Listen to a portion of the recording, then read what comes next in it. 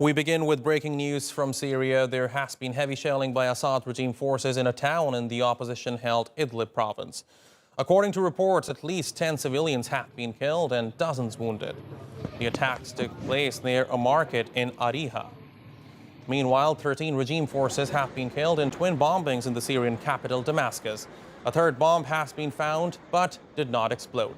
Several people are injured. The attack targeted a bus that was carrying soldiers. Ubeda Hito joins me now from Gaziantep here in Turkey. Ubeda, good to have you here with us. Now, two different attacks in two different locations. I want to begin by focusing on the one that took place in the northern part of the country. At least 10 people killed and 35 injured. What more do we know? Ariha is a very large city that sits on the M4 highway in southern Idlib. It's just a few kilometers southwest of Idlib city. This city was actually basically abandoned last year as the regime attacked Idlib province, and it was moving north, advancing north, until a ceasefire stopped that offensive in February between Russia and Turkey. People started to return to Ariha. We watched how the city was emptied from its residents.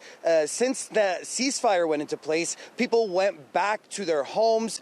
People felt like things were safe and calm, so they've returned.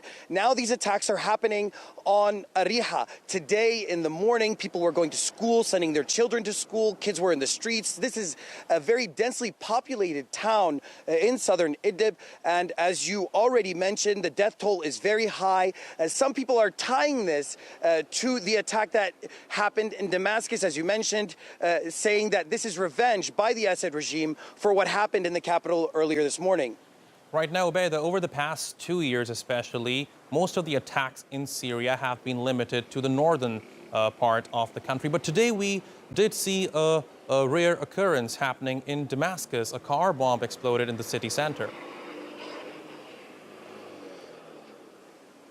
Rare indeed, and where the bomb exploded is very interesting as well. It is only about 1.5 kilometers away from the Syrian regime's Ministry of Defense. It's just around the corner from the very fancy and posh Four Seasons Hotel. There's also an office for the regime's basically broadcast agency, Sana, which announced the attack and the number of soldiers killed.